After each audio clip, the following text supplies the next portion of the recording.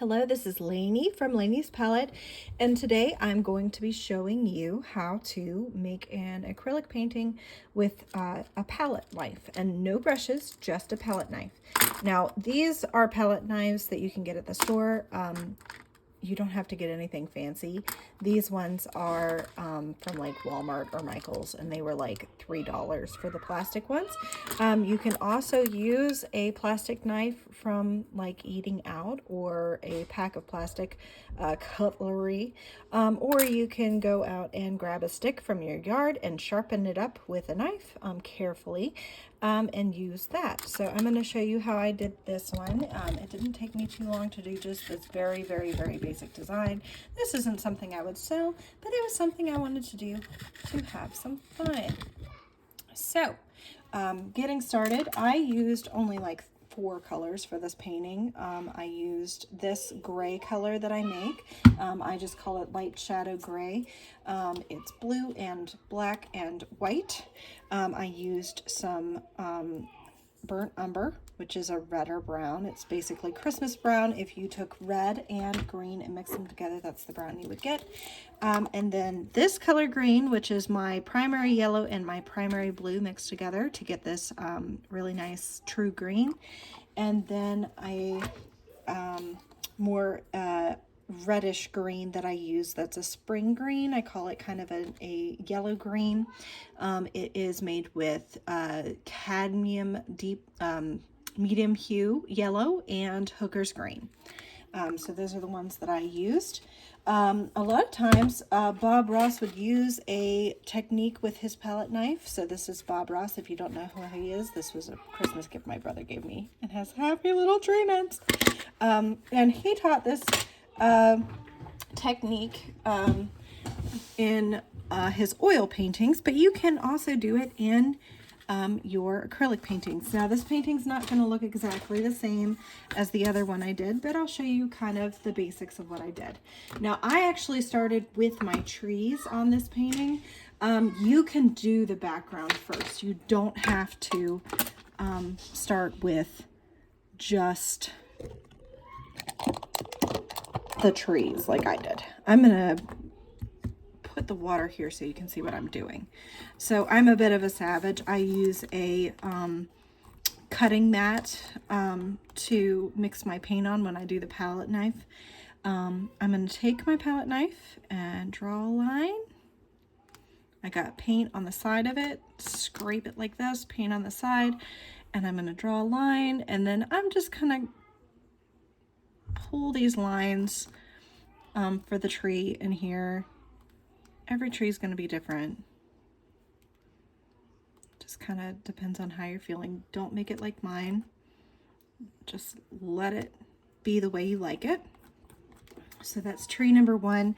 You can thicken up the tree trunk a little bit, or you can leave it nice and thin, or you can make it really chonky. You can make it gnarly, you know, add some knobs on it. But now I'm going to take my gray and I'm going to pull it from the side. And you don't have to be too precious with it. Just enjoy the process.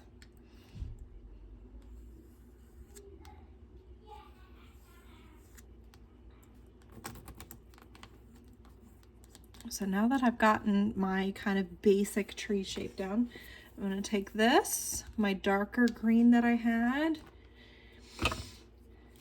and I am going to dip my palette knife in that. And I'm going to start doing a stippling technique. I'm going to drag this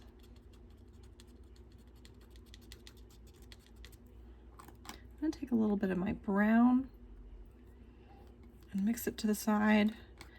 As a reminder, when you have a red brown and you mix it with your green, red and green are complementary colors. They make this color brown that I had specifically, and it will actually darken and dull your color more. So if you want a darker shadowy color, a lot of times a color added to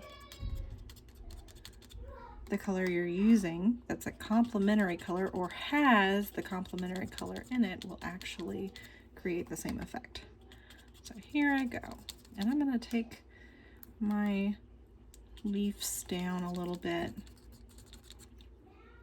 and I'm adding water to my palette knife as well to kind of drip it on there and make it kind of stippled, but also create a washed watercolor type effect to my acrylic.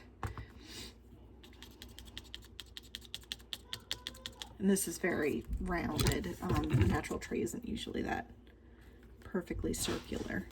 You just want to have fun with this. Don't try to make it too perfect. Then I'm just gonna drag my palette knife here. This is like a nice mossy green that I've created here. It makes me happy. And I'm just kind of like pulling it under the tree here. And again, a lot of times these just have a different personality each time. Like my other painting definitely looks different from this already. So if you can see that, good for you. So I am putting my yellow green on here now. The other color I told you about, this one. This is the color I'm using now. This is the color green I was using before. And I'm just kind of adding bushes right here underneath the tree.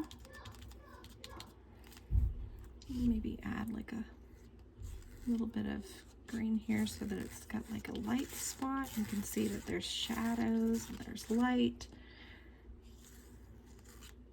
And I'm letting there be water on there. Now I'm going to take my brown again, and as Bob Ross said, everybody needs a friend.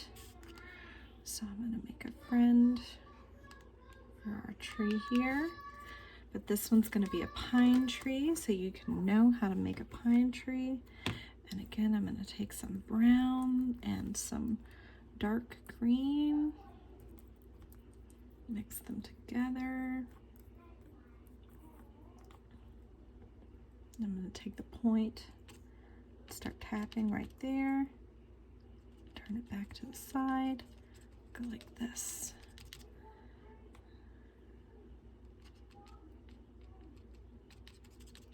You can leave a little bit of space in places so it looks more like a natural pine tree.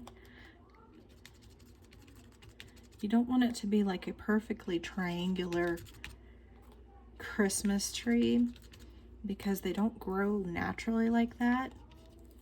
At a Christmas tree farm, they cut them to look like that. Okay, so this is what, this is, I would even say this is even more of a perfect pine tree than you would see naturally. Usually they're pretty gnarly out in the middle of nowhere. A little bit more foliage down here. If you want to add like a rock, add some rocks to it. Get your gray. There's a rocky spot here.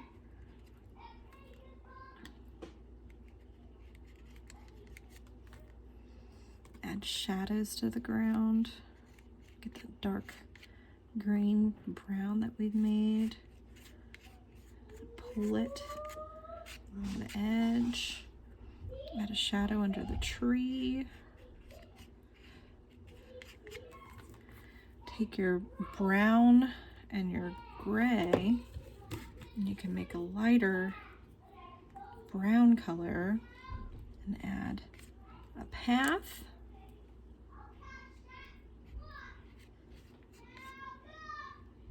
Just dragging it over here. It's kind of like just a little path. You would miss it if you didn't look hard enough when you're in the woods. Small little path. Rocks. Maybe some of this is moss on the ground. Had some highlights to my path here, so it looks like there's some sunlight shining through.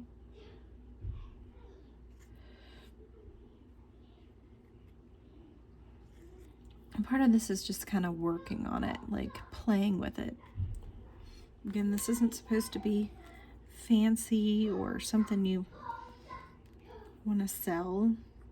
It's something that you just want to do on your own because you are having fun. Now I'm adding in some mountains in the background. I'm going to leave this guy white, kind of like one of those days where clouds are kind of overcast, but it looks bright. That's the kind of day I'm going for here. I'm adding water to my palette knife. And again, ideally, you want kind of to do the background first.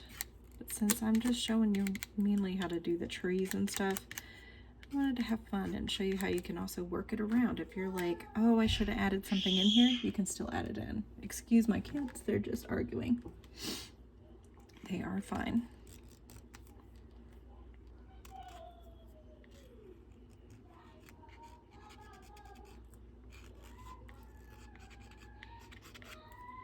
So I'm just adding in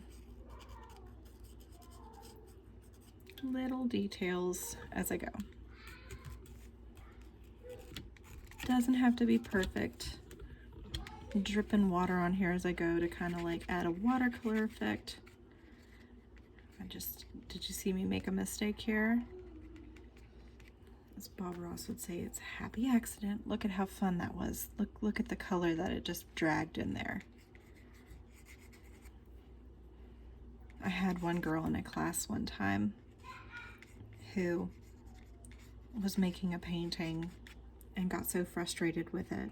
And I kept, telling her, encouraging her, it's okay, don't worry about it. Just keep working on it. If you don't like it in the end, that's okay. You've been working, you'll know how to do the next one better. But she ripped it right in front of my face and made me fall apart. I cried because it was so beautiful and I could see the beauty in it. And she was just frustrated that what was in her head wasn't coming out.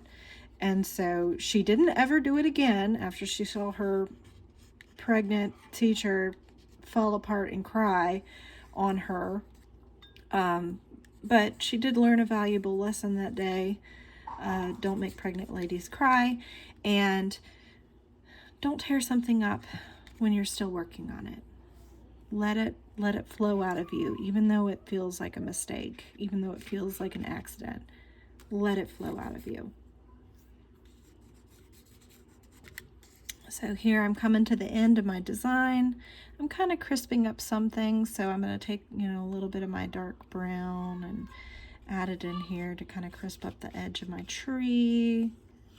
You see, I'm not like trying to be extra professional, perfectionistic.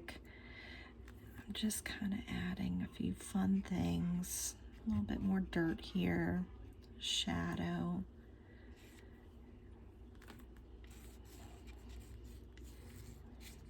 This is the kind of view that you stop when you're on a hike and you just enjoy the moment. This is the kind of view that I just absolutely eat up when I'm out in nature. It makes me happy inside. All right. So that is just basically a very simple way to create a painting with one tool, okay? You don't have to be fancy. It doesn't have to be spectacular. It's a learning process. I hope that helps, and I hope you enjoy making your own now. Thanks for watching.